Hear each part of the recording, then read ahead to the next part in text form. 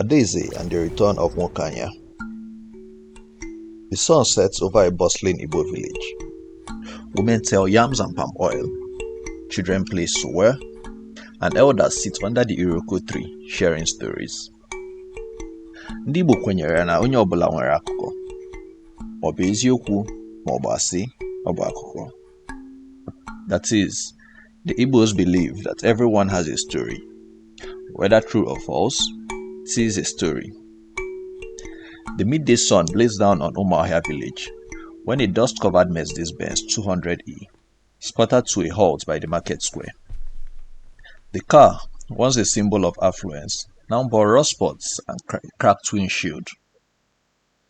From it emerged Nwokeanya, once the wealthiest man in the region, famed for his sharp business mind, flamboyant suits, and an impressive number of wives. Children paused their play, traders lowered their voices, and elders adjusted their stools for a better view. He had vanished without warning 10 years ago, and now here he stood, older, leaner, but carrying himself with a pride forged in past glories. Rumors had long filled the vacuum of his absence. Some said he was jailed abroad, others claimed he joined a secret society or lost everything in a deal gone sour. But Nwokeanya said nothing of his past. He had returned, and that was enough. Expecting to resume life where he left off, Nwokeanya made his way to his old compound, only to find it occupied by distant relatives who refused to move. His old wives, gone, married, happy. Some now had children taller than him. His bank accounts closed. His lands resold. Times have changed, Nwoke, the village chairman told him, not unkindly.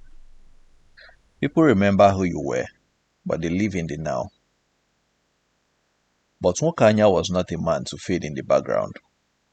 After his arrival, he took his time to ask on what has been happening in the village. The newly returned people, leading families and the status of the village leadership. Then, one evening during the New Yam festival, he made his way to the stage, uninvited as usual, and cleared his throat. I have made my decision, he announced, silencing the drums. To restore my legacy and bring new prosperity to this land, I shall take a new wife. Gasps filled the air. This is a man that had just returned, and he is talking about a wife, said one of the village women. I will marry Adaeze, the youngest daughter of Chief Uba. He was told about Adaeze, and having her bedside beside him will be a huge win for his ambition. Head-stunned, Adaeze was barely 23, educated, headstrong, and rumored to be engaged to a school teacher's son. Chief Uba, seated in the front row, narrowed his eyes. The school teacher stood frozen, and Adaeze, she smiled. But whenever it was amusement, defiance, or interest, no one could tell. Adaeze, the youngest daughter of Chief Uba, was not like the other girls in Nwokeanya. Educated in the city, she returned to the village not to be married off, but to launch a community library and teach computer skills to the youths. Tall, graceful, and sharp-tongued, she could silence a man twice her age with one well-placed proverb. When Nwokeanya publicly declared his intention to marry her, Adaeze didn't flinch. She simply arched an eyebrow. Chief Uba, however, had other ideas. This marriage will bring honor to our family. He thundered during dinner, pounding his walking cane on the tile floor. Nwokeanya is returning wealth to the village, but he can't even afford new tires for that antique of a car, Adaeze fired back. Father, be serious. He's chasing shadows and stories, not prosperity. The chief wouldn't budge. It's not about money, it's about influence, a strategic alliance. Adaeze crossed her arms. Then you marry him. Determined to avoid the union, Adaeze launched Operation Delay and Deflect. First, she claimed she needed time to consult the ancestors. She lit incense, wore white, and sat under a tree, chanting loudly until Nwokeanya grew uneasy and left. Next, she insisted that before any marriage, her suitor must pass a modern compatibility test, take an online IQ quiz, recite Beyonce's lyrics backwards, and install a printer without assistance. Nwokeanya failed all three. She also demanded a bride price list that included absurd items: one Google stock share, 2 electric scooters, a signed photo of Nelson Mandela, and a Netflix password. The villagers couldn't stop laughing, and neither could Nwokeanya, though he tried to hide it. At dawn, Adaeze is seated with her friends, and they are wondering how she is coping, and asks what she would do regarding her stance. Adaeze smiled faintly, her gleaming with a mix of defiance and resolve. "This chaos ends tonight," she said, her voice steady. "Tomorrow, a new dawn begins." Her friends exchanged uneasy glances, unsure of what she meant. But she didn't explain. Instead, she turned away from them, the corner of her lips curling into a mischievous smile. Her father wanted money and influence. If that's what it would take to buy her freedom, she would get it. The village square is filled with villagers preparing for the annual New Yam festival. Stalls are set up and traditional dances are rehearsed. Ọ bụ oge iri ji ọhụrụ, oge nke emume na ọṅụ. It is time for New Yam, a time of celebration and joy. It didn't take long for the village to split like a ripe pawpaw. On one side stood the Anya revivalists, mostly elders, opportunists, and those nostalgic for the good old days, when Nwokeanya threw money at festivals like confetti. They wore second-hand sunglasses and called themselves the Visionaries. On the other side rose the daughters of Adaeze, a young fairy group of women and progressive youths. They sported headbands that read, "My future, my choice," and held meetings under the mango tree with wifey from Adaeze's solar modem. A town square, once a place for gossip and good trading, now buzzed with campaign-like energy. The festival was approaching, and so was a quiet storm. The conflict came to a head over preparations for the Iriji festival, the New Yam celebration. Nwokeanya offered to sponsor the event, but only if he was named the festival patron supreme. The revivalists clapped like it was Sunday service. The Adaeze faction objected. Why should a man who hasn't farmed a single yam be in charge of yam festivities? They cried. Soon, everything became a battleground. Who would beat the drum first? Who would dance the maiden dance? Should the festival be broadcast on Adaeze's Instagram Live? Arguments turned into antics. The village school was quiet after classes had ended for the day. The sun was dipping low, casting long shadows over the dusty courtyard, and the familiar smell of chalk and books lingered in the air. Adaeze sat on one of the stone benches near the old mango tree, scrolling through her phone to check on her youth project's social media updates. The school teacher's son, Chijioke, approached her, wiping his sunglasses with a rag. He had always been quiet and steady, the kind of person who knew how to make a joke without being too loud, and a smile that could ease tension. Today, though, his usual calm was replaced with an unmistakable sense of urgency. "How are you holding up with all this madness?" Chijioke asked, sitting next to her. "The whole village is buzzing about your engagement to Nwokeanya." Adaeze rolled her eyes, tossed her phone aside. The village does love a good scandal. You're telling me, Chijioke muttered, shaking his head. I've had at least 4 parents ask me if I'm still seeing you, like we are some sort of couple. Adaeze chuckled, as if the only thing we share is a commitment to not being together. Though, if they had it their way, I'll be married by now, and you'd be the one wearing the dowry beads. Would that really be so bad, he teased, nudging her with his elbow. Adaeze shot him a mock glare. Considering I'm still stuck with your endless Shakespearean quotes and the way you always correct my grammar, I think I'd rather marry a man who can't spell entrepreneur. Chijioke laughed, but his eyes softened as he looked at her.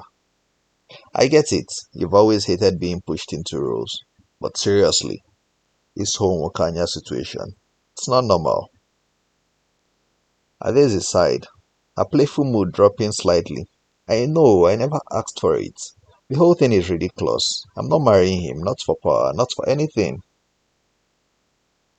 It was well known in the village that Adaeze and Chijioke spent a lot of time together. They were often seen in the schoolyard discussing lessons, debating ideas, or laughing over shared jokes.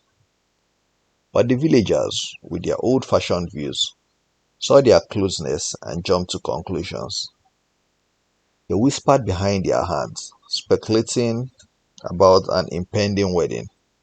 Some mothers even nudged their son towards Adaeze, saying, if only you were as committed as Chijioke. The rumors escalated, and before long, Adaeze and Chijioke were considered an item in the village's eyes, despite their protests. But none of them had the energy to explain. That the truth didn't matter. People believed what they wanted to believe. Besides, Adaeze wasn't interested in discussing her relationship with Chijioke any more than she was in defending her decision about Nwokeanya. That evening, after the school had emptied out and the village was prepared for the night's activities, Adaeze and Chijioke walked to the edge of the village, just beyond the market square, where a small group of children were playing with a football. Do you think the village will ever stop believing we're together? Chijioke asked quietly, kicking a stone along the road. Probably not, Adaeze replied with a sigh, pulling at the strap of her bag. They'll always see us as a couple because that's what they want to see. Even if we deny it 100 times, they'll just call it delayed news. But you are friends, right? Of course, she replied quickly. More than friends, honestly. But people want what they can't have, and for some reason, they need me to marry someone like Nwokeanya. It's like they want to mold me into a perfect little image, and they're not going to accept anything less. Chijioke stopped walking, turning to face her. Is it so bad to want more? To want someone who challenges you, who can keep up with your pace? You deserve more than just to be some pawn in this game of power and status. If anyone gets to choose their future, it should be you. Adaeze met his gaze, feeling a weight in her chest. I just want to be free. Free to make choices, to be heard. But when I look at my father, I see how little choice he had, how little we have. You have more than you think, Chijioke said gently. You have your voice, you have your mind, you have me. The words hung in the air between them, simple but powerful. It was one of the rare moments when Chijioke had let down his guard, showing her his own vulnerability. Adaeze smiled, but it was a bittersweet smile. Thanks, Chijioke, but you know this isn't about us, right? I know, he said. His smile matched hers. But maybe it should be. Later that night, as the villagers gathered for the final festival preparation meeting, a group of women noticed Adaeze and Chijioke walking together. Their whispers started again. their eyes narrowing with interest. One of them leaned over to another and whispered, "I knew it. She's been stringing Chijoke all along this time. It's just like with Nwokeanya. First she rejects him, then she picks someone else from her own kind." Adaeze's heart sank as she overheard the whisper. She and Chijoke weren't even in a romantic relationship, but the villagers didn't know that. They would never know that. One moonless evening, while the village was still buzzing about the printer debacle, Adaeze slipped away. She made her way to Nwokeanya's modest rented room by the old cassava mill. He opened the door, surprised, in his usual silk pyjamas that had lost all their shine. "I didn't come to argue," Adaeze said calmly. "Then why are you here, Adaeze?" he asked, suddenly serious. "To propose an alternative," she replied, stepping inside. "One that will save your face and mine." Nwokeanya blinked. "Go on." And as the lantern flickered between them, the village would soon be shaken by a new twist no one saw coming. Adaeze spoke plainly. "This marriage will benefit neither of us. So. You want to reclaim your influence. I want to preserve my autonomy. But what if we help each other without the wedding?" Nwokeanya raised an eyebrow. "Go on." She outlined her plan. They would pretend to be engaged just for the duration of the festival. The village elders and, more importantly, her father would be satisfied. In exchange, Nwokeanya would gain temporary social capital to support his image and promote his legacy projects. Meanwhile, Adaeze would maintain her freedom and have time to launch her youth empowerment initiative, which needed her father's blessings. "It's a win-win," she said. "You get your relevance, I keep my life." "And after the festival," he asked, "we stage a respectful breakup. Mutual, honorable, tragic if necessary." Adaeze gave a smirk. "You can even blame a vision from your ancestors." The idea was outrageous but also clever. He had to admit. The girl had brains.